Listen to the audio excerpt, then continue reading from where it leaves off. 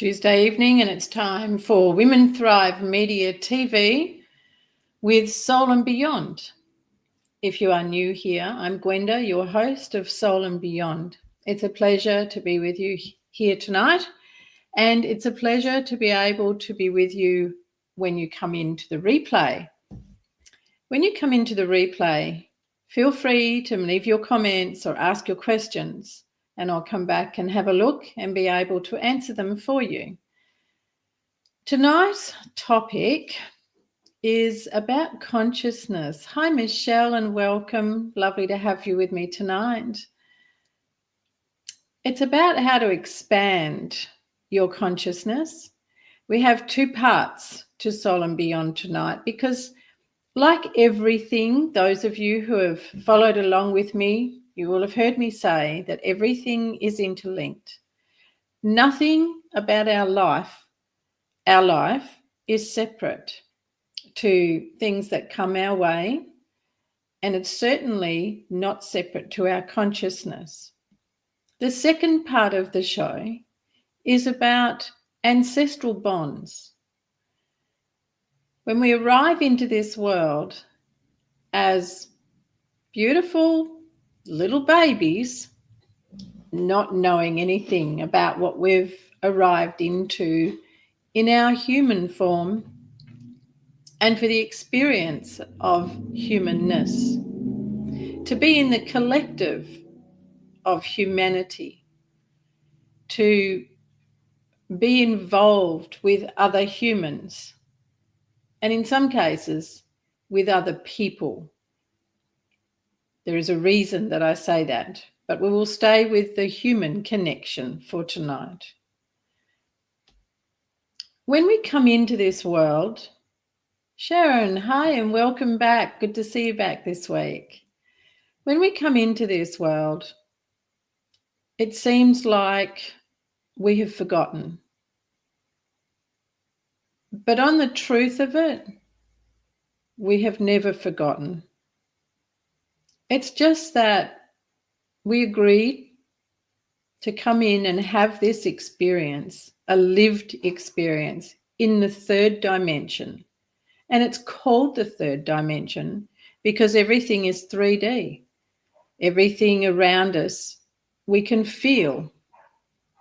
It's the tangible things. Even the air we can feel. Everything around us appears to be solid. And of course, if you're going to say, well, it is solid, Gwenda, I can't walk through the wall, I could beg to differ with you, but we will stay with the human experience. And yes, that's right. You can't walk through the wall in your human self. You can, however, teleport. I'll leave that for another day. So when you come in, oh, hi Maria, welcome to you too. When you arrive as that beautiful new bundle screaming your way into the world, you have no idea in your humanness of what's waiting for you. Not everybody arrives into a beautiful environment. Not everybody starts their life off as a breeze. But let's move a little past that, because those things are wrapped in the reasons for your agreement to come into this world. And that really is a subject for another time. Consciousness is what you are. Consciousness on a soul level is entirely different to consciousness on an earthly level. Why are they different?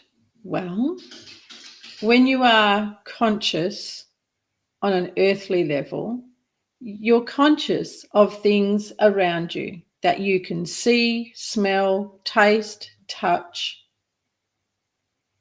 be aware of. You're conscious of other things, beings moving around you. By beings, I meant nature, animals. Right? So we'll say that's being conscious on the human level. But the soul is different. The soul is eternal, and its level of consciousness is very much relatable to how we live the human experience. Good evening, Jackie. Great to see you here this evening. Thank you. Do those two consciousnesses, oh, Willie Reagan, oh, what a delightful surprise. Hi, Willie. Do those two consciousness parts of us intertwine? Yes, they do. So expanding your consciousness, can you expand your consciousness in the human experience? Absolutely, you can. How many times have you thought about what you're actually doing when you're washing the dishes, having a shower, driving your car, being at work? Any of those things. All of those things are the consciousness of the humanness, right? The human experience. And the more we are aware of what we are doing in each moment, the more we bring consciousness into this third dimension. When it comes to the consciousness of the soul, it wants to be able to expand, evolve, and ascend through the experiences of the humanness. How's that sitting with you so far? It's quite an intense topic we have tonight, and what I hope to leave you with are some new insights for how you are working consciousness in your human experience and consciousness from your soul, and so that it can evolve and ascend. Why would we want to do this? Because one, it's what the soul yearns for, and two, it makes this life so much easier. It makes this lifetime much more enriching, rich, vibrant, healthier, happier. There's more harmony. Why would we not want any of that? And to make it that way for our life, instead of anxiety, overwhelm, fret, sorrow, challenges, depression, anguish, anger, feeling stuck, feeling lost. Wouldn't it be so much better to trade those things for harmony, peace, happiness, feeling healthy and strong? What do you think? I'm going to catch up on your comments now before I go any further. Maria, oh, hello, Tanya Dixon. Well, it's lovely that you found me this evening. I'm delighted to have you back. Maria, we mourn the loss of our much-loved Pope Francis. It was such a blessing to be in his presence and be blessed by him on our pilgrimage. Was he? Well, yes, you can light your candle and say your prayers for him, Maria. So as we move through, and Tanya Atkins, good evening. As we move through our life, our everyday life, we are pulled and pushed from pillar to post.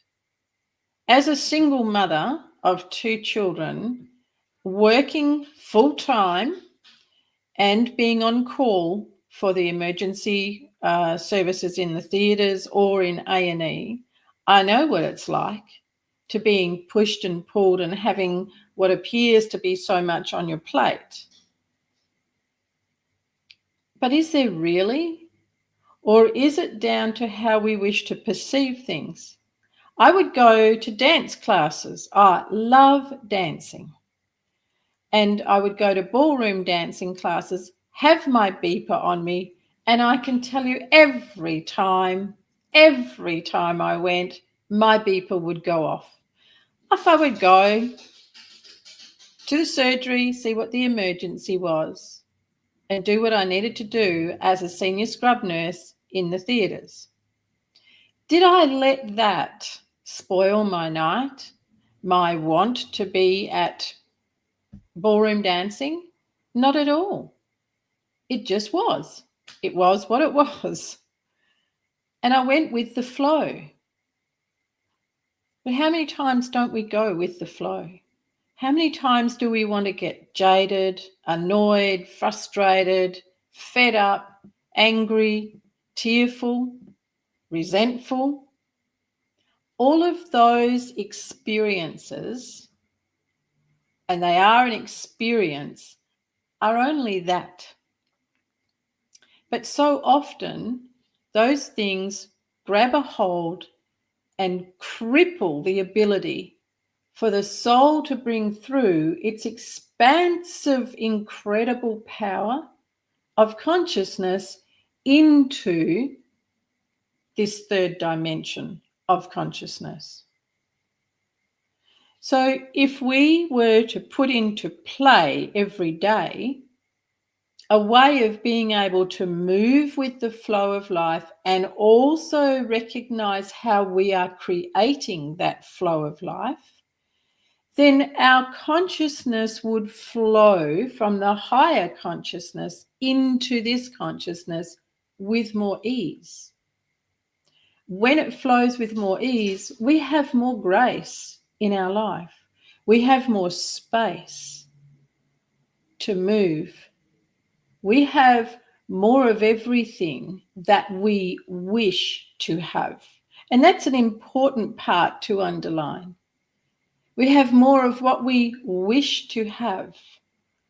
You will have heard people say, we spend more time saying what we don't want than what we want.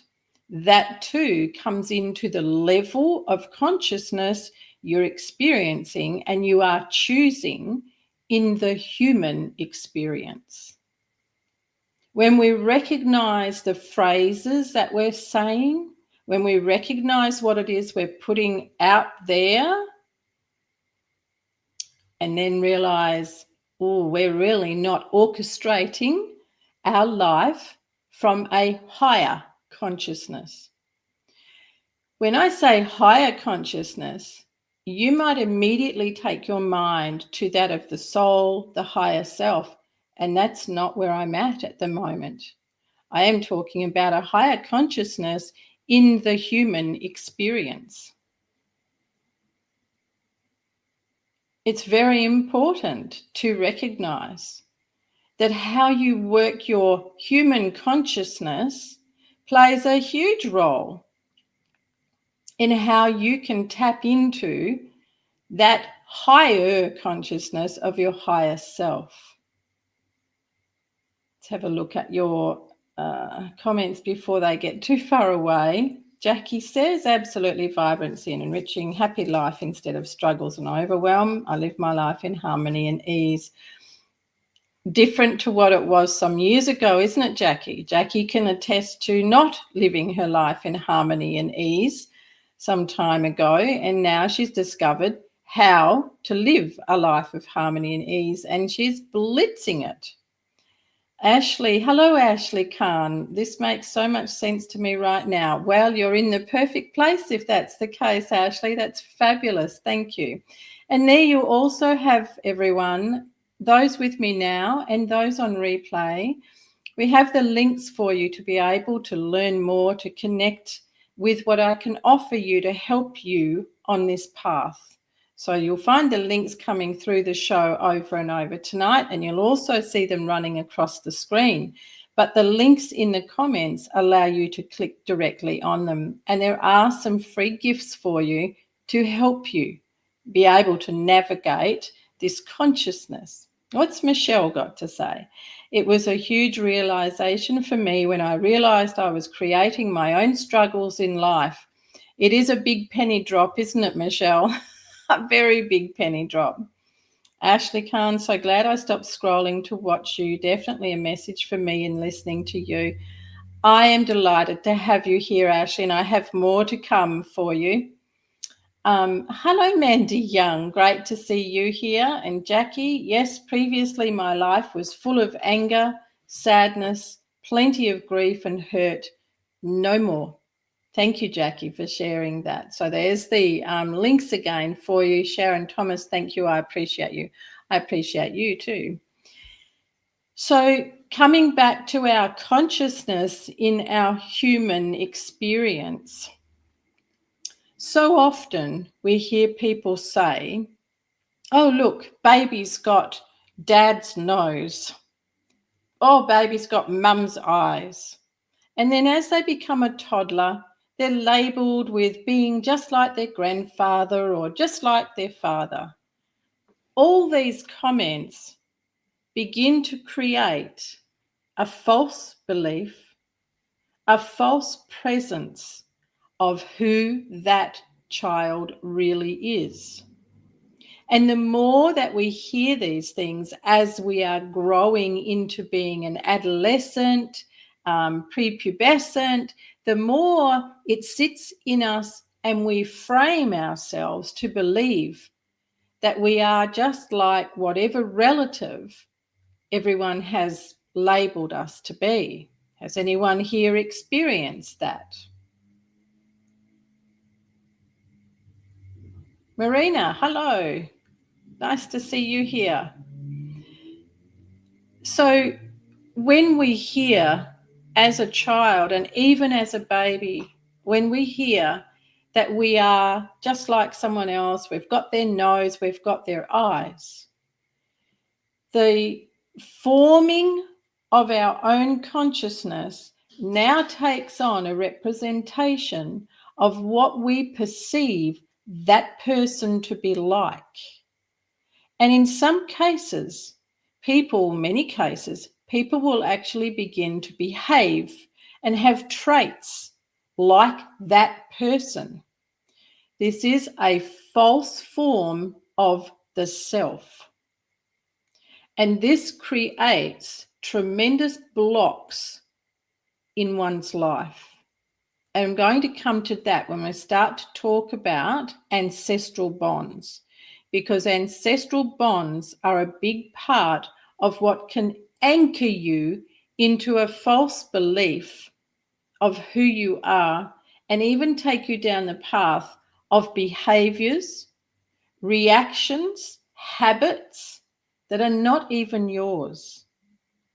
So how ancestral bonds affect you and your consciousness is really a very big part of this lifetime puzzle. And what I plan for you tonight is for you to feel a sense of release from those ancestral bonds. What it is, yes, and yes, all experience that. Yes. It doesn't matter where you are in the world, and this is something else that's so very noticeable. It doesn't matter what culture, what country, these things are across the board for the human experience. So what you want to be looking at is how you can elevate your human consciousness to meet with your higher soul expanded consciousness, to give yourself an incredible life, one that is so full of richness and harmony, and one that your soul thrives in and is able to embrace expansion. No, I'm just going to read some more. Oh, does he really? See, I don't follow anyone else, Ashley, but thank you for that comment. It's interesting to see. Because I'm guided directly and I'm a direct conduit, I take my information from there. except when I was doing certifications on fitness, wellness, health. Vicky Ann, no, I always felt different and wanted to be like my siblings and mother. Interesting. You wanted to be like them, Vicky Ann. What was the driving force that made you want to be like them instead of like yourself? Ashley says my daughter actually says she feels weird in her body. She's 6. Well, 6 years of age. I could have a look into her, Ashley. The children are definitely different now to what they were 20 years ago and even 10 years ago. They're a different level of soul that's coming in to have this experience and also to come in and try and help humanity improve things. Ashley, I don't know what to say. We got to break through. She says she feels she's meant to be somewhere else. Ooh, well, if she was meant to be somewhere else, Ashley, she would be there. I would recommend that you encourage her to experience this life. She has arrived here and cannot arrive here in this human form unless there is an agreement between her soul and the divine. I hope that's helpful. Oh, her name is Willow. That's beautiful. Cat Gray, good evening, love. Good to see you here. Kristen Chapman, wow. Gee whiz, you girls are giving me some lovely surprises. Kristen says, I have been a victim as such of this my entire life. Ashley, she also says that she remembers choosing me too. Yes. So she needs to remember that, Ashley, that she chose you and now she's here for the ride. And it's a ride and a half. So when we look at how we live our life, and if we start to step back and have a look at what parts of us is not us because it's what we've been told we are like. You are like your auntie, like your great-grandmother. It's those parts that we want to let go of and begin to discover, who are we really? You know, we say things like, myself. These are mine. I am. I am is said to be the greatest, most powerful words you can speak for connection to your divine self and the divine, which to me is God. I'm not religious, but that's who it is. When we say myself, do you ever hear yourself realize who you're speaking about? Which self? Which self are we talking about? Higher self? Highest self? And why is it expressed that way? You, yours, me, mine, I. Myself, higher self. The important word there is self, because self belongs with the soul. Self is the real self. For myself, I don't want, oh well, the self rubs out the word don't, and you get more of what you said you don't want. You see your soul guides, the angels, the archangels, the elementals. They don't understand the word don't. They understand the word want.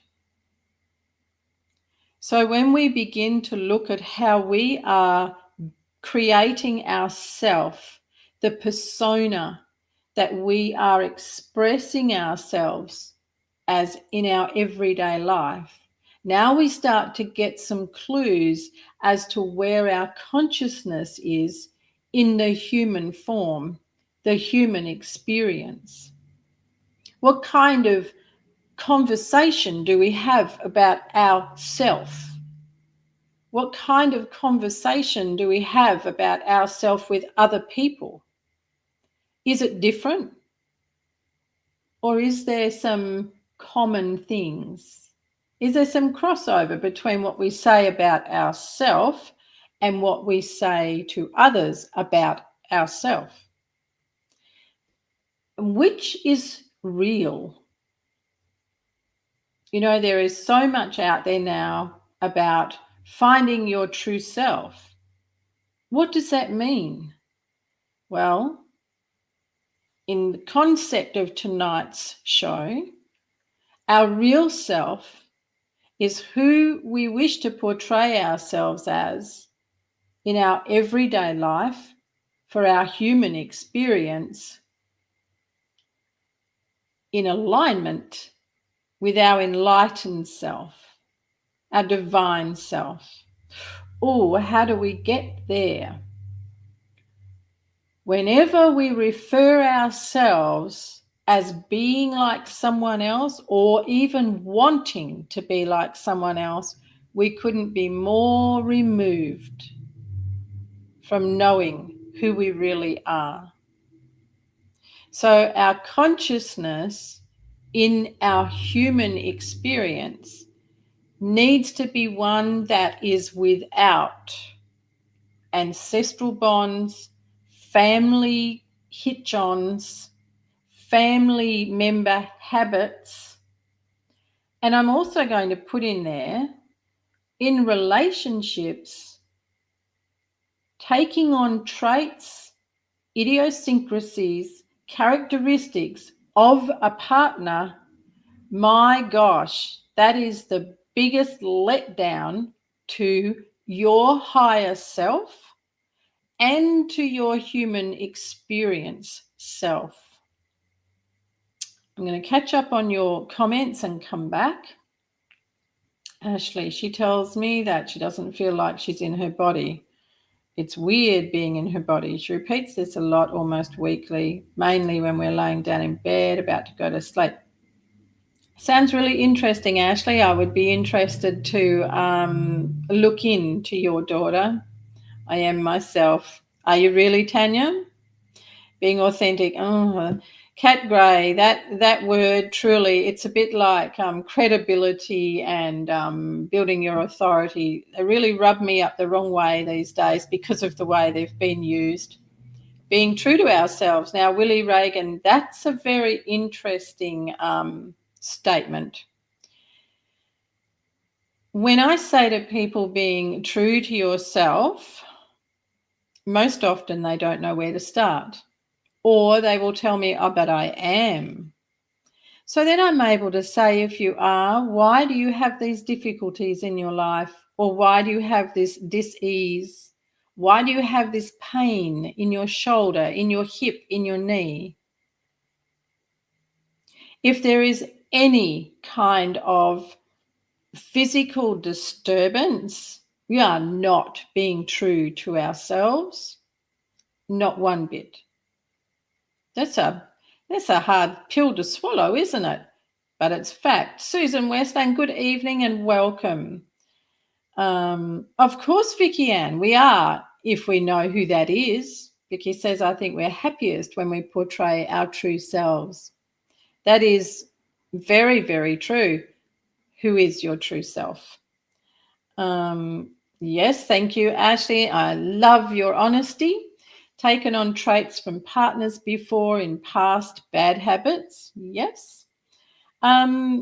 Simple things. I have a lot to work on. Most people do, Susan. Don't just give yourself a big hug. Give yourself a lovely hug. That's it, Tanya. Well done. Give yourself a big hug, and one from me too, girls. It's wonderful. When we're looking at habits and we want to say, oh, I stir my sugar the same as my grandmother always did, and mum would say, you know, you're just like your grandmother. Well, there's a habit for you to look at, and to look at ancestral bonds. Go, it's not really me, and it's not a habit I want. Why do I need to mimic my grandmother? My grandmothers are very special women, incredibly special women. And I was very close to my dad's mum. But there is, at no time in my life have I tried to mimic her, because Gran was Gran and I'm me. Anytime that we look at taking on a trait of a family member, we are missing a part of ourselves. Whenever we take on habits or traits of a partner, we are seriously missing something in our own ability to love ourselves and know ourselves. By taking on idiosyncrasies, habits, and ways of a partner means we're willing to let go of our power, our personal power.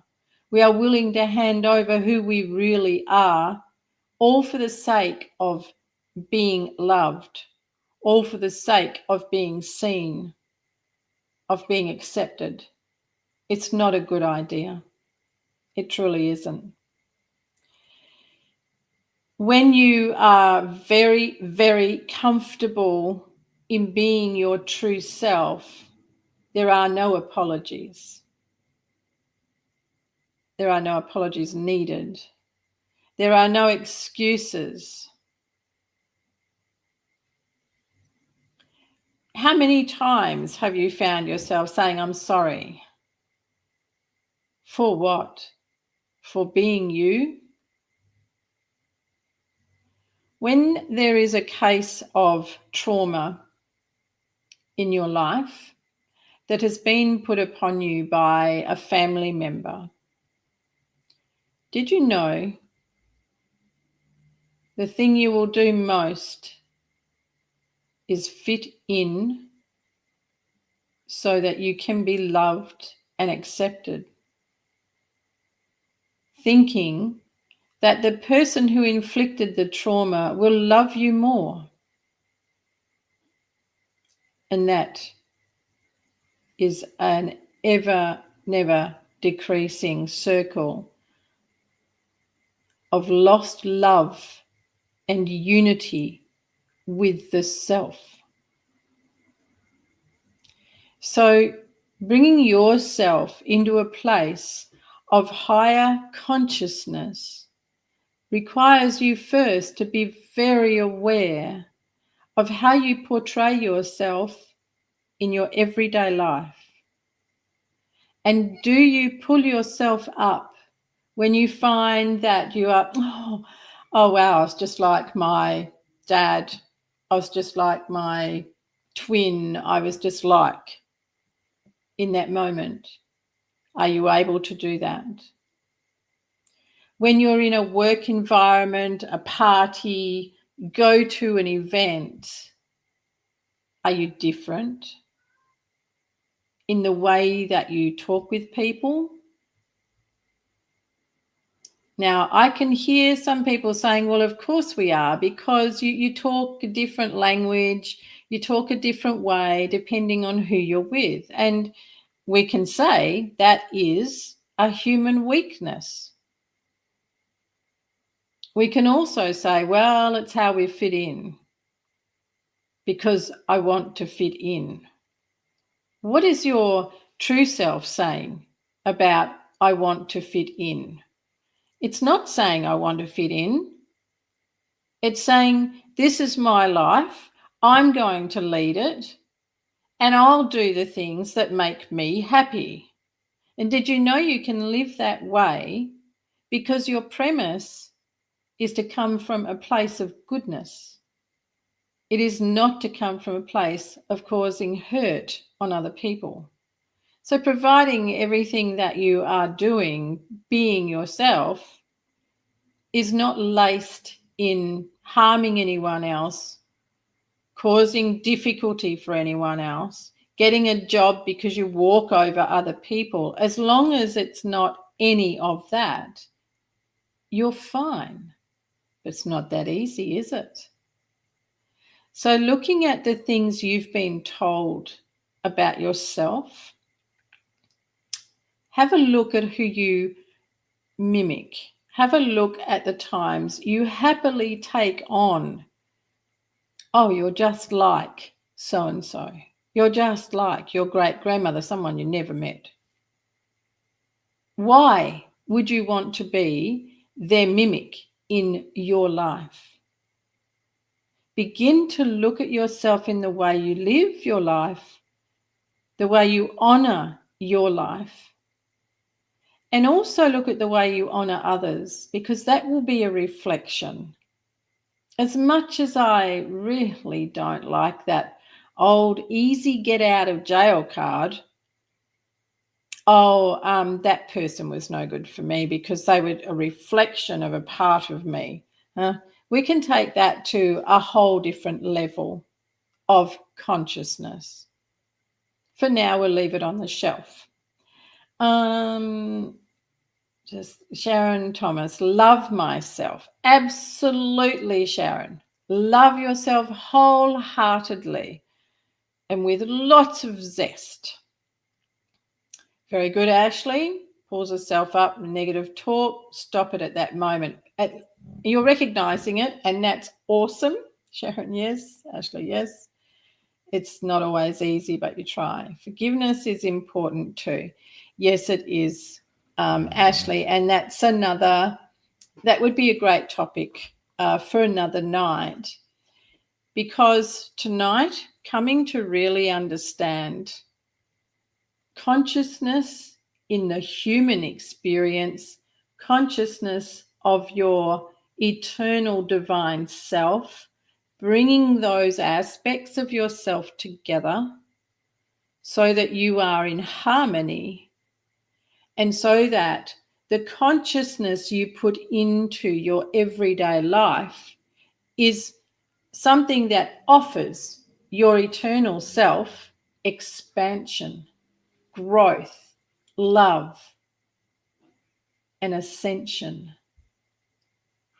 It's a beautiful way to live your life. And for those of you who have young children, it's a good place to start when they're young. So many of us learn this much later in life. But what the angels say is, and it's a bit of a cliche, it's never too late. When we get to the stage of exiting this world and to move into a higher realm, we don't want any baggage, we want to be baggage free. So we want to leave things behind. I had a very long email from a lady that came to me for a number of times over a period of years, and then she's been gone on her own private sabbatical for, she said, I think the last 6 or 7 years. And in that time, she's completely cut away all family and all old friends. And she, in her own words, has pretty much lived a hermit life. And then I had another conversation. I had a meeting with another lady who explained that she was now living off the grid, and she too has cut off friends, family. Now, the reason people do that and they think that they are on a higher path, okay, so some of their experiences will definitely lead them to a higher consciousness. However, the reason that they have cut off family, cut off years of friends, is because of hurt, pain, suffering. So whilst they are experiencing these incredible connections, alignment with God, with their, and it's their words, with God, with themselves, I'm going to bring in Ashley's word here, forgiveness of the past. You see, they have stepped into a very different level of consciousness in the human experience. However, their soul is very aware that they have not yet been able to come to a place of complete letting go through forgiveness and surrender. When we want to be free of ancestral bonds so that we do not take on pain, illness, disease that is fed to us as being hereditary, it runs in the family. Well, I can assure you that if you were to look deeply within yourself to your true self, you would be able to find whether or not you were meant to take on that hereditary condition or not. We were led to believe that a particular female actress had both breasts removed some years ago because she told the world that her mother and sister, or mother and auntie, both had breast cancer. So to avoid getting that, because she was surely going to get it because it ran in the family, she had both breasts removed. That had a powerful impact on women who believe celebrities and believe the news. Would you ever know for certain if that was true? Most likely not. But that story was enough to frighten many women who went and did that, who went and had mastectomies because they feared what was supposedly running in the family. So that is part of ancestral bonds, believing that because this has been in the family, then you're going to have it too. And I want you to understand tonight that is not your true self. It is yet again another build on to a false belief and a false version of you. So for you to be more in sync with your conscious self in the human experience, give yourself the time to become more aware, be the observer of how you live every day. Your thoughts, your reactions, your habits, and begin to sift through the things that actually come from what you've been led to believe. And you know what? You can ask your higher self, is this true? You see, your higher self has not got the capacity to lie. Only the human version of you does. So if you're to ask your higher self, you would need to be in a really good, clean, clear state of meditation to do this, because otherwise your human mind will step up and segue you. So if you can get yourself, your body, your mind into a very clear vessel and sit in a place of meditation, a meditative state, and then ask, then you'll find out if that is really what's meant to be on your life path. And when you find it's not, you are able to let go of those family ancestral bonds. This can also come down to anger and emotional responses that are not you. Susan says, yes, but hard at times. Well, it depends, Susan, on how much you put into learning more about and learning more about who you really are and being prepared to take that step every day. This is what I work in. This is what you can find through coming across and taking on some of the free gifts that I have for you that begin you on your pathway to bring in those two consciousness, levels of consciousness into working together, melding in together for you. Nothing is hard unless you claim it to be. Be careful with your words. Anything that you want to be hard, you make it that way. Oh, see, another bitter pill, but it's truth.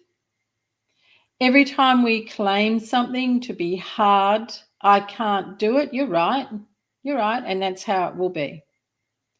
When you claim that you want to know your true self and you want to be free of ancestral bonds, now you're in the driver's seat. And by applying some very simple practices each day, which I've been mentioning, you will find incredible changes in your life. Thank you, Tanya. Not like, they are. So we come to the end of tonight's show, and I thank you all very much for your interaction. I thank you for being here. And everyone that comes in to watch the replay, remember to leave us comments if you wish. I'll come back and have a look. It's been a pleasure to serve you this evening, and I hope you're feeling a very different energy that can come through for you and a new awareness. I'm greatly grateful to have had you here with me this evening. Thank you, Tanya. Thank you, Sharon. You're very welcome. Hope to see you back with me again. And take good care, everyone. And I'll see you again soon. It's a pleasure, Ashley.